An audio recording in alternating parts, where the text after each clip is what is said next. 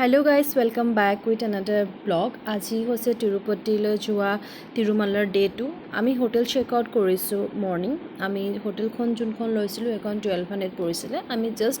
ইয়াতে 3 ঘণ্টা মানে ষ্টে কৰিবলৈ পাৰিলোঁ কিয়নো আমাৰ ৰাতিপুৱা পাওঁতে অলৰেডি 4টা বাজি গৈছিলে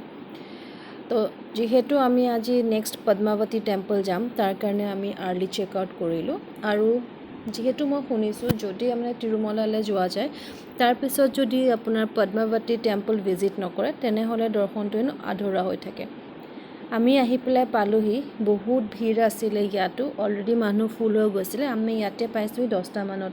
আৰু যদি আপোনালোকে বিচাৰে আমাবাৰীত পদ্মাৱতী টেম্পলৰ কাৰণে আগতীয়াকৈ এডভান্স আপোনালোকে স্পেচিয়েল দৰ্শনৰ কাৰণে টিকেট কাটিব পাৰে নহ'লে আপোনালোকে অন স্পটটো পাৰে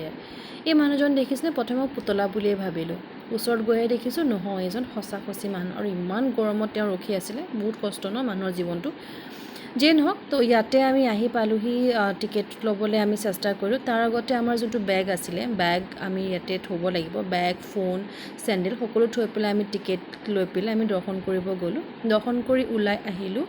কিয়নো যেহেতু ফোন এলাউ নাছিলে তো তাৰ কাৰণে আপোনালোকক দেখাব নোৱাৰিলোঁ প্ৰথমে আপোনালোকে বেগ আৰু ফোন জমা দি তাৰপিছত দৰ্শনৰ কাৰণে টিকেট ল'ব লাগে টিকেট 200 টকাকৈ আছিলে পাৰ হেড আৰু যদি আপোনালোকে স্পেচিয়েল দৰ্শন নাযায় তেনেহ'লে 50 টকীয়া টিকেটো আছে নহ'লে ফ্ৰী দৰ্শনো কৰিব পাৰে দৰ্শন কৰাৰ পিছত যোনকেইটা টিকেট পাব টিকেটটো মানে আপোনাৰ যোনটো ফ্ৰী এণ্ট্ৰি হয় আপোনাৰ স্পেচিয়েল দৰ্শন বা নৰ্মেল দৰ্শন তাৰ কাৰণে যোনটো টিকেট লয় সেই টিকেটটো আপোনালোকে তাতে কাউণ্টাৰত দেখালে আপোনালোকক প্ৰসাদ দিব তো আমি দৰ্শন কৰি পেলাই লাডুকেইটা ল'লোঁ লৈ পেলাই আহি পেলাই ফোন ল'লোঁ বেগ ফোন ল'লোঁ লোৱাৰ পিছত আমি অকণমান মন্দিৰৰ ছাইডটো এক্সপ্ল'ৰ কৰিলোঁ ইয়াতে সৰু সৰু দোকানবোৰ আছিলে দোকান বস্তুবোৰ চালোঁ কি আছিলে তো এনেকেই ঘূৰি পেলাই আমি মন্দিৰৰ গোটেই কেম্পাছটো অকণমান ঘূৰিলোঁ আৰু যিহেতু বহুত ৰ'দ পৰিছিল তো সেইকাৰণে খোজকাঢ়িবলৈ অলপ কষ্ট হৈছিল বাট যিয়ে নহওক মন্দিৰলৈ গৈছোঁ যেতিয়া ভালো লাগে তো তাকে অকণমান এনাৰ্জি গোটাই পেলাই আমি খোজকাঢ়িলোঁ আৰু এটা ছাজেশ্যন হয় যদি আপোনালোকে ভাবে যে আমাবাৰী টেম্পললৈ যাম পদ্মাৱতীৰ টেম্পললৈ তেনেহ'লে মই ছাজেষ্ট কৰিম আপোনালোকে 7টা বা 8টা মানত পোৱাকৈ যাব ভিৰ একদম কম থাকে আৰু এইখন যোনখন গেট হয় ন এইটো আপোনাৰ বেক চাইডে যাব পাৰে আৰু য'ত আমি ফোন ৰাখিছিলোঁ প্ৰথম ষ্টাৰ্টিঙত সেইখন হৈছে আপোনাৰ ফ্ৰণ্টৰ গেটখন এখন বেক চাইডৰ গেটখন যিহেতু মই ভাবিলোঁ আকৌ এবাৰ মন্দিৰ যাম তো সেইকাৰণে মই বেক চাইডে চেণ্ডেল থ'লোঁ থৈ পেলাই মই মন্দিৰৰ ভিতৰলৈ যাম মানে ভিতৰলৈ নহয় বাহিৰৰ কেম্পাছটোতে কিন্তু আপোনালোকে এণ্ট্ৰি কৰিব হ'লে এণ্ট্ৰি গেটখন সেই ফ্ৰণ্টতে আছে আৰু এইটো হৈছে আপোনালোকে য'ত প্ৰসাদ লয় যোনটো আপোনালোক কৈছিলোঁ যে টিকেট দি পেলাই যে লাডু দি ইয়াৰ পৰা আপুনি লাডু কালেক্ট কৰিব লাগিব তো মই আকৌ এবাৰ দেখাবৰ কাৰণে এফালে আহিলোঁ ইয়াতে সৰু সৰু বস্তু আছিলে ময়ো দুটামান বস্তু কিনিলোঁ কিনি পেলাই ভিতৰলৈ দেখাওঁ বুলি আহিলোঁ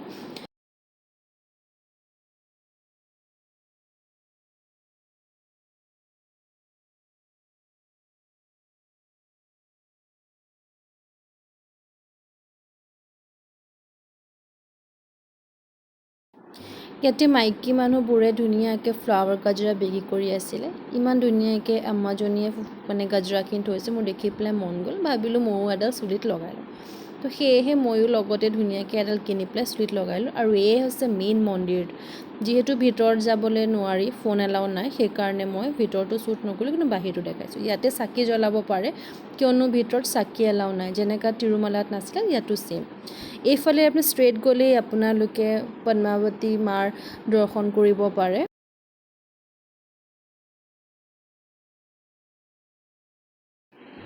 এয়া মাক দৰ্শন কৰি পেলাই সকলো ভক্তখিনি বাহিৰলৈ ওলাই আহিছে আমিও যিহেতু ভাগৰ লাগিছে আমি ৰিটাৰ্ণ কৰোঁ বুলি ভাবি পেলাই ইয়াতে অটো বুক কৰি পেলাই ৰখি আছোঁ তো অটোখন বুক হৈ গ'ল আমি ইয়াতে ৰখি আছোঁ আমি এতিয়া ইয়াৰ পৰা যাম আমাৰ অলৰেডি ডে 1 তিৰুমালা ডে 2 আমাৰ পদ্মাৱতী টেম্পল চোৱা হৈ গ'ল তো আজি আমাৰ বেক টু হায়দৰাবাদ আছিলে অলৰেডি আমাৰ ট্ৰেইন বুক আছিলে তো আমি অটো আহি গ'ল অটোত বহি পেলাই যিহেতু একো খোৱা নাছিলোঁ ভোক লাগিছিলে তো আমি ইয়াতে হোটেল বিচাৰি যাম এতিয়া কিবা খাবলৈ এইটো ৰেলৱে ষ্টেচন হৈছে আমাৰ ট্ৰেইনৰ টিকেট আছিলে যাবৰ কাৰণে তো আমি হোটেল বিচাৰি পেলাই অকণমান গ'লোঁ তাৰপিছত হোটেল এখন পালোঁগৈ তাতে অৰ্ডাৰ দি পেলাই আমি খাবলৈ বহিলোঁ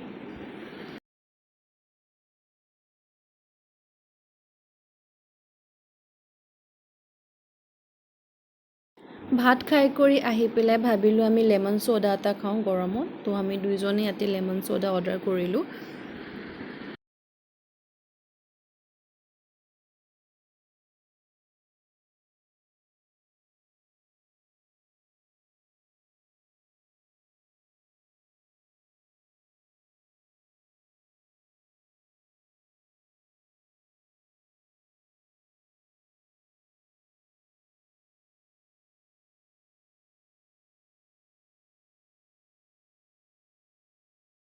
আমি লেমন ছ'ডা খাই কৰি আমি ষ্টেচন পালোঁ ষ্টেচনটো একেবাৰে ওচৰতে আৰু ইয়াতে আকৌ আপোনাৰ যোনটো ৱেইটিং হল আছিলে এ চিৰ কাৰণে তাৰ কাৰণে আপোনাৰ পাৰ ঘণ্টা 100 টকাকৈ লয়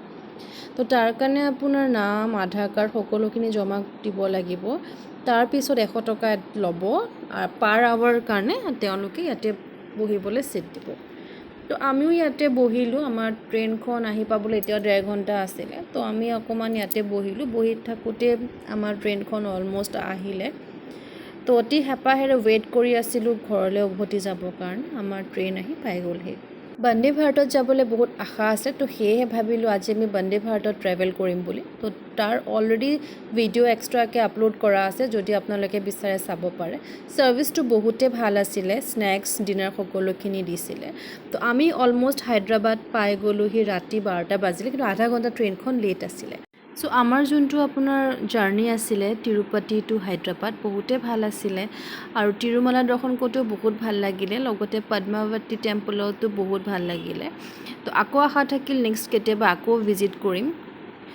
তো এইটোৱে আছিলে আমাৰ ডে 2 ব্লগ আমি অলৰেডি হায়দৰাবাদ ৰিচ কৰিলোঁ তাৰপিছত আমি অটো বুক কৰি পেলাই ঘৰলৈ গ'লোঁ বহুতেই ৰাতি হৈ গ'ল অলম'ষ্ট আমি ঘৰ পাওঁতে পাওঁতে ৰাতি